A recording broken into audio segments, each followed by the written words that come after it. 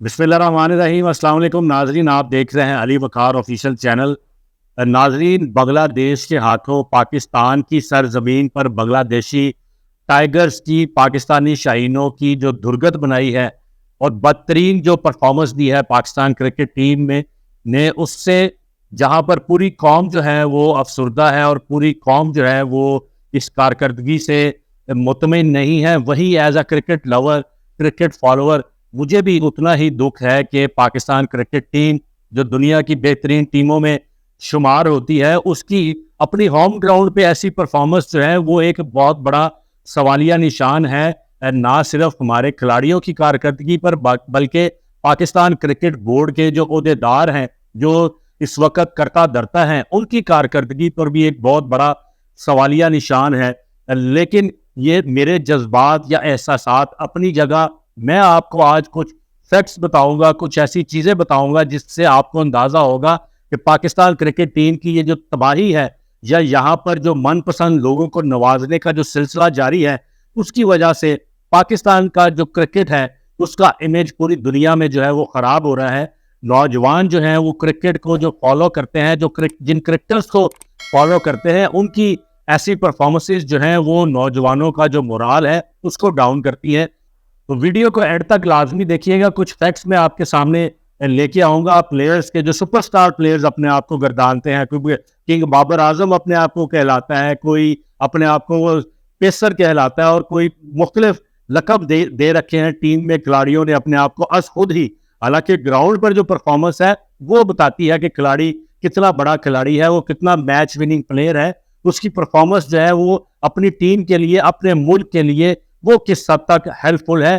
तो ऐसा on ground इस वक्त जो पाकिस्तान क्रिकेट टीम के खिलाड़ी खेल रहे हैं, उनकी परफॉर्मेंसेस जो हैं वो जो है इस हद तक गिर चुकी है कि हम अगर हीरोइज्म का शिकार हो चुके हैं। सिर्फ खिलाड़ियों को हीरो बना दे, अगर वो एक मैच में 50 बना लेते हैं या 100 बना लेते हैं तो आप उनको हीरो बना के ऐसा पेश करते हैं कि अगले 5 मैचेस में वो कुछ भी ना करे, ना वो टीम के लिए कुछ करे और ना मुल्क के लिए वो कुछ करे, लेकिन फिर भी वो टीम का हिस्सा रहेंगे क्योंकि वो किसी की पसंद है, उसके साथ किसी की अना जुड़ी हुई है, उसके साथ किसी का जो है वो मुस्तकबिल जुड़ा हुआ है।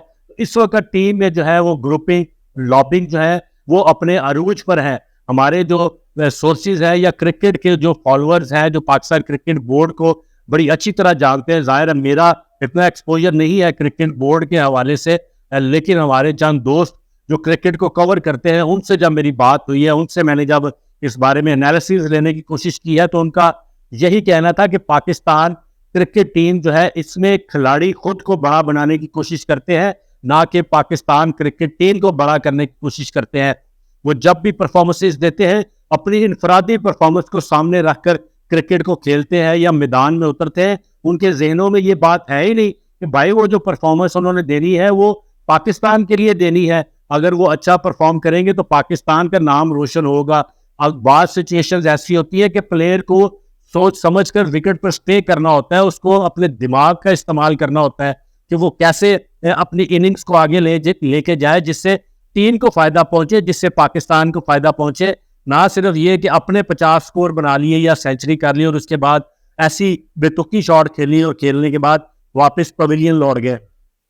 एक और जो इस वक्त हमारे कप्तान शान मसूद साहब हैं, उनकी कारकर्दगी बैटिंग के लिहाज से तो कुछ बेहतर है। आखिरी जो 5 टेस्ट मैचेस उन्होंने खेले हैं कुछ बेहतर हम कह सकते हैं, लेकिन वो भी एवरेज परफॉर्मेंस है। लेकिन उनको कप्तान सिर्फ इसलिए बना देना कि उनकी इंग्लिश अच्छी है जी, उनकी ग्रूमिंग बहुत अच्छी हुई है, वो इंग्लैंड या बाहर बैरून मुमालिक में बहुत अच्छा क्रिकेट खेलते रहे हैं और पीछे उनके बैकग्राउंड जो है वो स्ट्रॉन्ग है, उनको उनके पीछे सिफारिश तगड़ी है, तो उसको क्रिकेट टीम का कप्तान बना दे।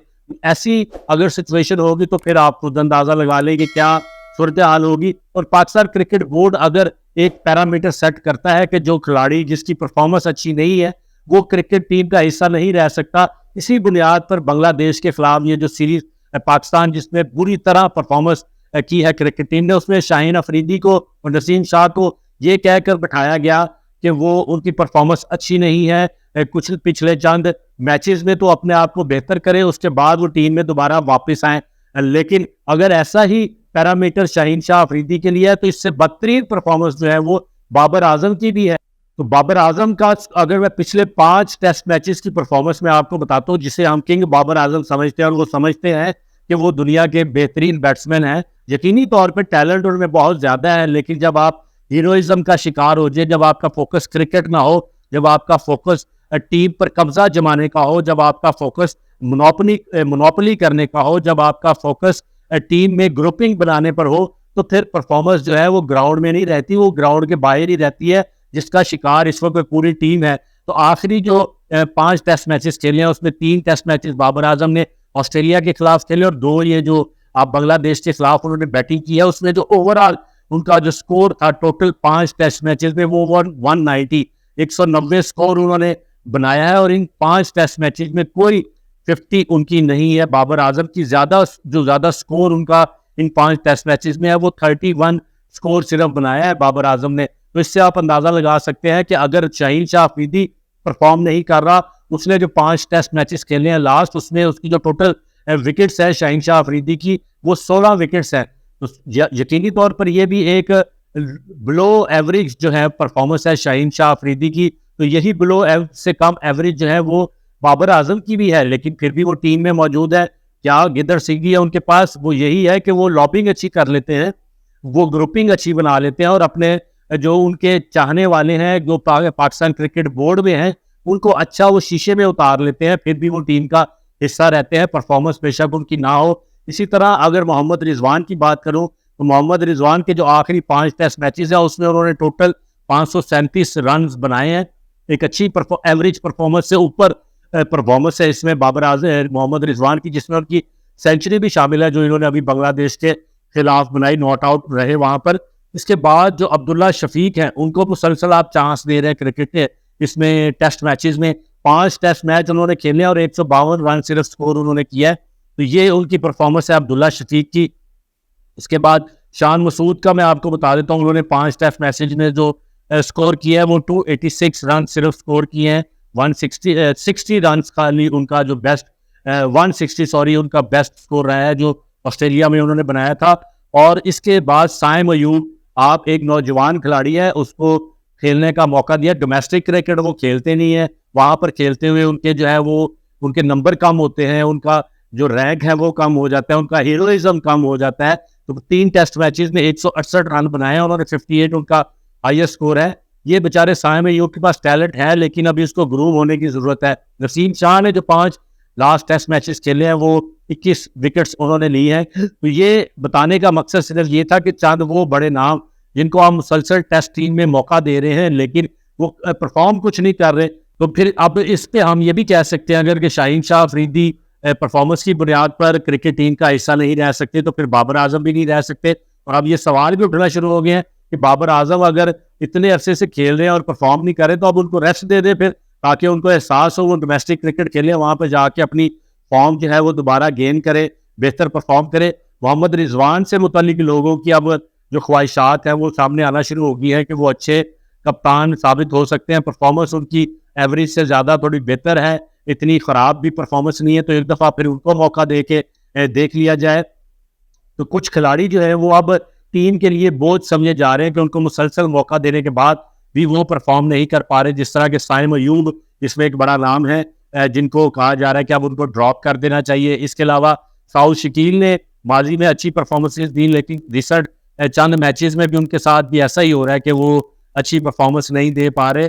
इस वक्त वो जो बड़ा ऑपरेशन मोहसिन नकवी साहब ने टीम के लिए ऐलान किया था कि बहुत बड़ा ऑपरेशन होने जा रहा है पाकिस्तान क्रिकेट टीम का, पता नहीं वो ऑपरेशन कहाँ पर रह गया है और उस ऑपरेशन का रिजल्ट कब निकलना है, वो उसमें ऑपरेशन से निकलना क्या है, इसका हम इंतजार कर रहे हैं कि फाइनली अब जो चैंपियन ट्रॉफी होने वाली है पाकिस्तान में, उसमें अगर पाकिस्तान टीम का ये हाल है कि अभी तक हमारा विनिंग कॉम्बिनेशन जो है वो ही डेवलप नहीं हो पा रहा, तो फिर नताइज जो है वो आप उसका खुद अखज़ कर सकते हैं। दूसरा, शान मसूद साहब उनको कप्तान बनाया और वो होम ग्राउंड में ही अपनी पिच को रीड नहीं कर पाए। भाई आपने पिंडी में ऐसी विकेट बना दी, उसके बाद आपने एक भी स्पिनर वहां पर नहीं खिलाया और उसी मैच में बांग्लादेश के जो स्पिनर हैं वो 5 विकेटें लेके चले जाते हैं। तो आपका एक भी स्पिनर मौजूद नहीं है, बॉलर्स परफॉर्म नहीं कर पा रहे, तो विकेट रीड ना करना ये तो फिर टीम मैनेजमेंट की गलती है, कप्तान की गलती है कि उसका विजन ही नहीं है। किसी भी मैच में बुनियादी चीज़ जो सबसे पहला फैक्टर होता है वो पिच को रीड करना है कि पिच किस तरह बिहेव करेगी। हमने होम ग्राउंड पर रहकर अगर पिच को रीड करना नहीं सीखा तो फिर कैप्टनसी आप किस चीज़ की ले रहे हैं। तो ये बहुत सारे ऐसे सवालात हैं, बहुत सारी ऐसी चीज़ें हैं जो इस वक्त पाकिस्तान क्रिकेट टीम में इंटरनली चल रही है, क्लैशेस चल रहे हैं। लोग अपने लिए खेल रहे हैं, टीम के लिए नहीं खेल रहे हैं, मुल्क के लिए नहीं खेल रहे, वो सिर्फ अपने ही हीरोइज्म का शिकार है कि हम हीरो बन जाएं, पाकिस्तान टीम जीते ना जीते उससे कोई फर्क नहीं पड़ता। तो उसके लिए मोहसिन नकवी वाला जो बड़ा ऑपरेशन है, हम उससे उम्मीद करते हैं मोहसिन नकवी साहब से कि वो जल्द बड़ा ऑपरेशन करने के लिए कोई माहिर सर्जन बुला ले और इस टीम का जो है उसको बेहतर करे, ताकि पाकिस्तान क्रिकेट टीम से कोई अच्छी